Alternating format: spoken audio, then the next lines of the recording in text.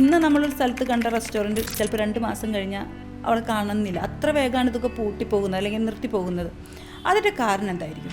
ഒന്ന്, ഈ റെസ്റ്റോറൻറ്റ്സിലെ മാർജിൻസ് എന്ന് പറയുമ്പോഴത്തേക്കും പലരും ഇതിൻ്റെ ഇൻഗ്രീഡിയൻസിന് ഇത്ര കോസ്റ്റാണ്, അതിൽ നിന്ന് ഇത്ര രൂപ കൂട്ടി വിറ്റാൽ ലാഭം കിട്ടും, അങ്ങനത്തെ ഒരു റോങ് ആയിട്ടുള്ള അസംഷൻ കൊണ്ട് എൻ്റർ ചെയ്യുന്നത്. ഇതിൽ വാടക, വേസ്റ്റ് മാനേജ്മെൻറ്റ്, സാലറി, ഇങ്ങനെയുള്ള കുറേ ഫിക്സഡ് ആയിട്ടുള്ള കുറേ കോസ്റ്റുകളുണ്ട്.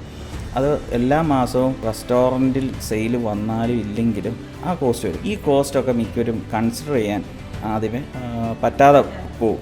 കാരണം അത് അറിവില്ലായ്മ കൊണ്ട് പറ്റുന്നതാണ്. ഈ കോസ്റ്റ് നിർണ്ണയിക്കുന്നത് തെറ്റുമ്പോൾ തന്നെ ഇവർക്ക് ലാഭമില്ലാതെ വരും. ലാഭമില്ലാതെ ഒരു സ്റ്റേജ് എത്തിക്കഴിയുമ്പം ഇവർ പിന്നീട് റേറ്റ് കൂട്ടും. റേറ്റ് കൂട്ടുമ്പോൾ ചില ടൈമിൽ ഇത് ബാക്ക് ഫെയർ ചെയ്യും. അവർക്ക് ഇച്ചിരി കച്ചവടം കിട്ടിയപ്പോൾ അവർ റേറ്റ് കൂട്ടി എന്ന് പറഞ്ഞാൽ. അപ്പം ഇങ്ങനത്തെ കുറേ സംഭവമുണ്ട്. കണ്ടമാനം എഫേർട്ട് ഇടേണ്ട ഒരു മേഖലയാണ് റെസ്റ്റോറൻറ്റ്. ഈ ആദ്യത്തെ എനർജി ഒന്നും പിന്നീട് കാണത്തില്ല. ഇത് കുറഞ്ഞ് അതില്ലാതാവുമ്പോൾ നിർത്താം, എനിക്ക് ഇത്രയും ബുദ്ധിമുട്ടാൻ വയ്യ എന്ന് പറഞ്ഞ് അങ്ങനെ നിർത്തും. അങ്ങനെ മെൻ്റലായിട്ടുള്ള ഫാക്ടറും ഫിനാൻഷ്യൽ ഫാക്ടേഴ്സും ഒക്കെ ഉള്ളതുകൊണ്ടാണ് ഇത് ഇങ്ങനെ നിന്ന് പോകുന്നത്.